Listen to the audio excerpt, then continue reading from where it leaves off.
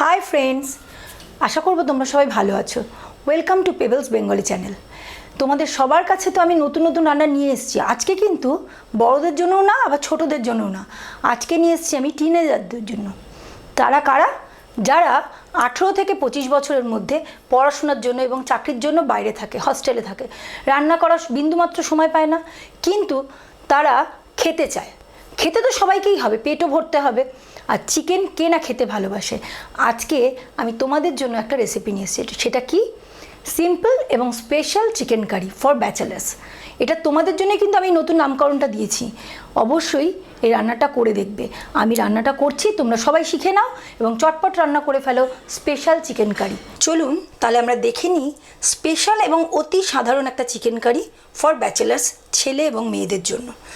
আজকে আমি এই রেসিপিটা তোমাদের সবার জন্য নিয়ে এসেছি, কারণ তোমরা খুব বিজি, বাইরে পড়াশোনা করতে যাও, চাকরি করতে যাও, তারা কিন্তু রান্না করার সময় পায় না, মাছও কাটতে পারে না। তাই চিকেনটা মোটামুটি সবার ঘরেই থাকে, একটু আধটু ফ্রিজে এনে রেখে দেয়। তো চিকেন এবং যে উপকরণগুলো দিচ্ছি খুব সাধারণ এবং নিমিত্ত উপকরণ, যেটা দিয়ে চট করে কিন্তু এই চিকেন কারিটা রান্না হয়ে যাবে এবং ভাত, রুটি, তো পরোটা যে কোনো কিছুর সাথে খেতে পারবে। তাহলে দেখে নিই এর মধ্যে কী কী লাগছে। প্রধান উপকরণ হলো চিকেন। আমি এখানে চিকেন বড় ছোট তোমরা যা খুশি নিতে পারো। আমি এখানে কেটে নিয়েছি চিকেন, আর কেটে এটাকে ধুয়ে ভালো করে আমি জল ঝরিয়ে রেখেছি। আর লাগছে রিফাইন অয়েল। তোমরা চাইলে এটা সর্ষে তেল দিয়েও করতে পারো, আমি সাদা তেল দিয়ে করছি, অর্থাৎ রিফাইন অয়েল দিয়ে করছি। লাগছে পেঁয়াজ। পেঁয়াজটা দেখো আমি কিন্তু স্কোয়ার করে কেটে রেখেছি। এখানে কিন্তু আমি 750 নিয়েছি বলে 3টে পেঁয়াজ দিচ্ছি, 3টে মাঝারি সাইজের পেঁয়াজ। তোমরা যদি 1 কেজি করো তাহলে এখানে 4টে পেঁয়াজ দেবে, আবার 500 করলে 2টো পেঁয়াজ দিয়ে করবে। তাহলে আমি এখানে পেঁয়াজটা চপিং করে রেখেছি। সাথে লাগছে টমেটো। টমেটোটা 2টো মাঝারি সাইজের টমেটো, খুব বড় না খুব ছোটও না, আমি স্কোয়ার করে এখানে কেটে রেখেছি। লাগছে আদা। আদা এখানে আমি 1.5 ইঞ্চির মতন একটা সাইজের আদার টুকরো নিয়েছি, সেটাকে চপিং করে রেখেছি, একদম ঝিরিঝিরি করে এটাকে কেটে রেখেছি। লাগছে রসুন কুচানো। এখানে 4 থেকে 5টা বড় রসুন আমি কুচিয়ে রেখেছি। তোমরা যে যেরকম খাও, যদি রসুন বেশি না খাও তাহলে একটু কম দেবে, তাহলে 3 কোয়া দিলে বা 2 কোয়া দিলে।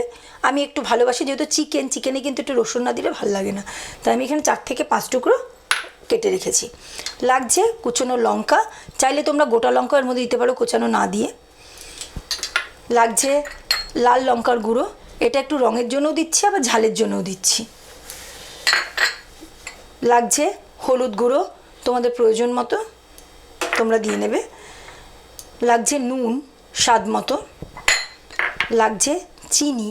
চিনিটা কিন্তু অপশনাল, তোমরা দিলেও দিতে পারো, কারণ যারা একটু স্পাইসি খায়, অনেকে আছে চিনিটা পছন্দ করে না, আমি দিচ্ছি কিন্তু চিনিটা রঙের জন্য, তোমরা চাইলে নাও দিতে পারো। আর লাগছে মিট মশলা। আমি এখানে মিট মশলা ব্যবহার করেছি, এখানে কিন্তু আমি গরম মশলা ইউজ করছি না। এখানে মিট মশলা যখন আমি কষানোর সময় মানে রান্নাটা করব তখন এটা দেব। কেমন করে রান্না করব সেটা তোমরা দেখে নিতে পারবে। তাহলে চলো এবার আমরা রান্নাটা শুরু করি। আমি গ্যাসটা জ্বালিয়ে নিলাম, গ্যাসটা একটু ফ্লেমটা বাড়িয়ে দিচ্ছি। এবার আমরা এর মধ্যে রিফাইন অয়েল দিয়ে দিচ্ছি। এখানে 5 টেবিল স্পুনের মতন আমি তেল দিলাম।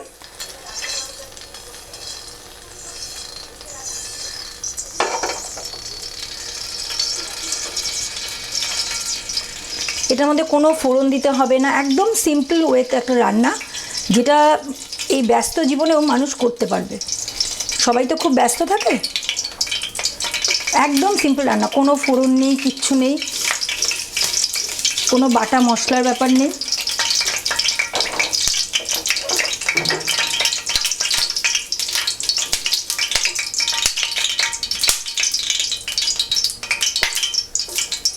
আমাদের তেলটা গরম হয়ে গেছে। আমি বলেছিলাম প্রথমেই তোমরা কিন্তু চাইলে চিনিটা নাও দিতে পারো, এটা অপশনাল।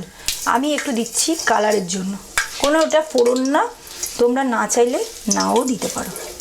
দেখো চিনিটা যেই একটু গলে যাবে, আমি এর মধ্যে একে একে খুব সাধারণ একটা রান্না তোমাদের দেখবে করে তোমরা যদি রেখে দিতে পারো, 2 দিন ফ্রিজে রেখেও তোমরা এটা খেতে পারবে। দেখো আমাদের কিন্তু চিনি গলে গেছে। এবার আমরা এখানে কী দিয়ে দেবো, পেঁয়াজগুলো।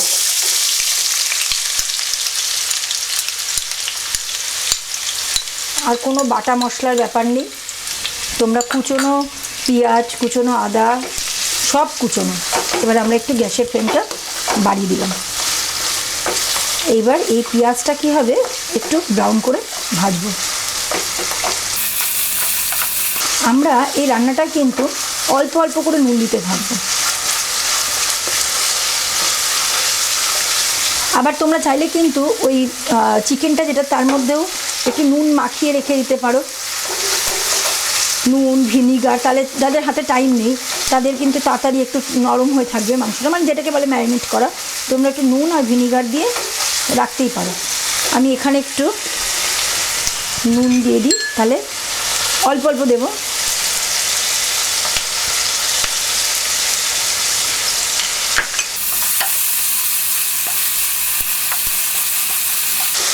শুধু কুচানোর মধ্যে হবে। একটুখানি আমি 2 মিনিট এটাকে ব্রাউন করে ভাজার জন্য সময় দেব। দেখো 2 মিনিট আমাদের হয়ে গেছে। এবার একে একে এটা আস্তে আস্তে আরও ব্রাউন হয়ে যাবে। আমি যেহেতু এর মধ্যে এক এক করে সব দেবো, দেখো একটু নরম হয়ে গেছে। এবার আমরা দেবো এর মধ্যে রসুন কুচানো।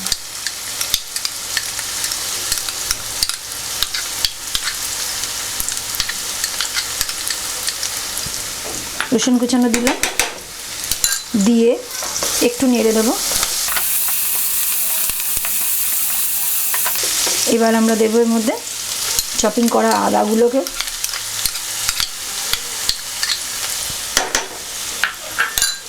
আবার একটু নেড়ে দেবো।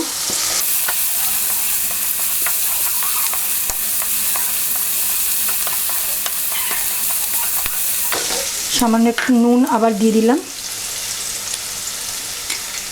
এবার আমরা লঙ্কা টমেটোটা কিন্তু একসাথে দেবো। দেখো অনেকটা জিনিসটা নরম হয়ে গেছে।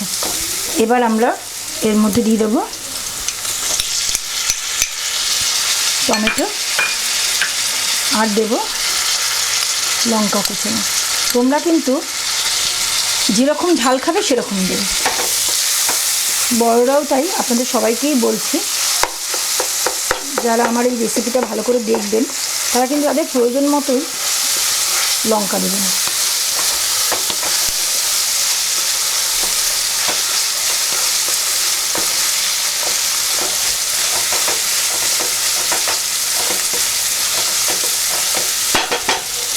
এর মধ্যে আমি একটু হলুদ দিয়ে দেবো। হলুদ একটু না, এটা যেহেতু মাংস আছে তার সাথে আমরা বুঝে সেই পরিমাণ হলুদ দেবো। তোমরা সেটা বুঝে নেবে, কারণ অনেকে আছে ছোট যারা রান্না করবে তারা না বুঝতে পারলে আবার অল্প একটু হলুদ দিয়ে দেবে যদি না হয়।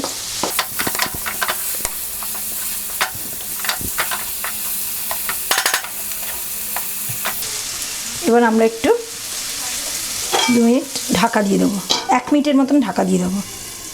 আমাদের 1 মিনিট হয়ে গেছে।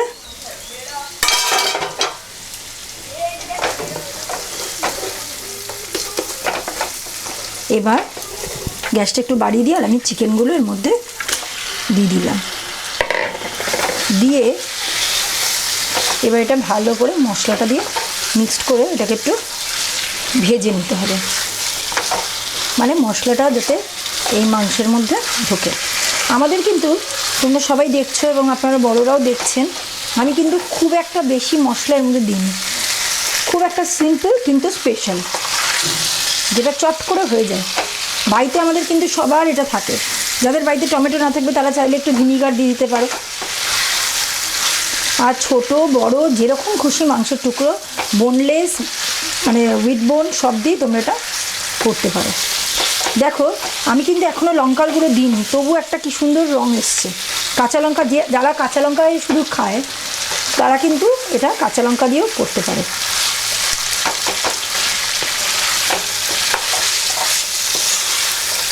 এবার আমি এর মধ্যে একটু লঙ্কা গুঁড়ো দেবো, কারণ অল্প বয়সী ছেলেরা কিন্তু একটু ঝাল খেতে ভালোবাসে, ছেলে মেয়ে সবাই একটু ঝাল খেতে ভালোবাসে। এবার এটাকে আমরা ভালো করে নাড়িয়ে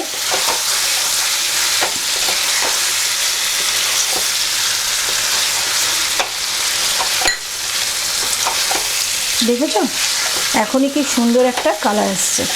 আমরা এর মধ্যে সামান্য একটু জল দেবো, কারণ মাংস তো মশলার সাথে হয়তো লেগে যাবে।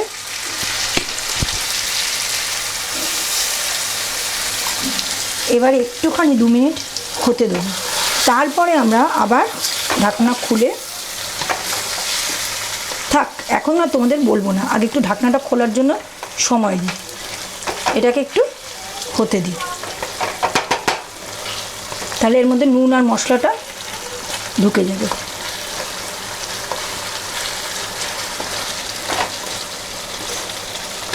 দু মিনিট এটা ঢাকা দিয়ে দিই। গ্যাসের ফ্লেমটা একটু কমিয়ে দিই, নাহলে তলায় লেগে যাওয়ার সম্ভাবনা থাকবে। 2 মিনিট আমাদের হয়ে গেছে। দেখো কি সুন্দর মশলা থেকে একটা রং এসছে,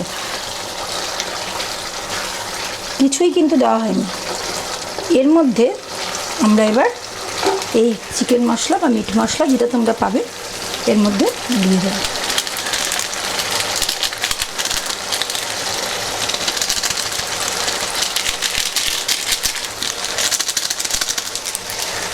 এবার এটা ভালো করে নাড়িয়ে,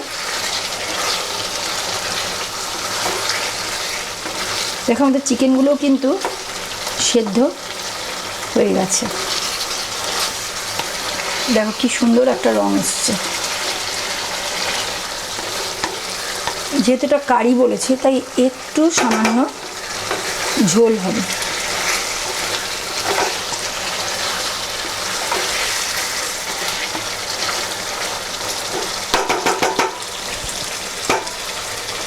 দু মিনিট এটা নাড়বো, এরকম করেই নাড়তে থাকবো, মানে মশলাটা যাতে ওর মধ্যে ঢুকে যায়। তারপরে আমরা জল দিয়ে, খুব তাড়াতাড়ি কিন্তু ইজি ওয়েতে রান্না হয় এবং তাড়াতাড়ি রান্নাটা হচ্ছে। দেখো এরকম করতেই, এই যে আমরা নাড়াচ্ছি এর মধ্যেও কিন্তু জিনিসটা সেদ্ধ হচ্ছে। এবার এর মধ্যে আমরা জল দিয়ে দিচ্ছি।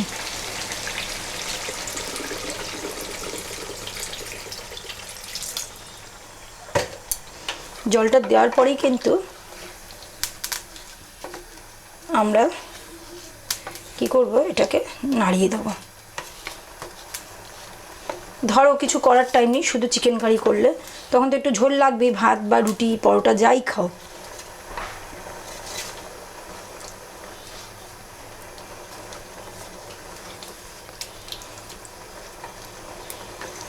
দেখো একটা কি সুন্দর রং এসছে।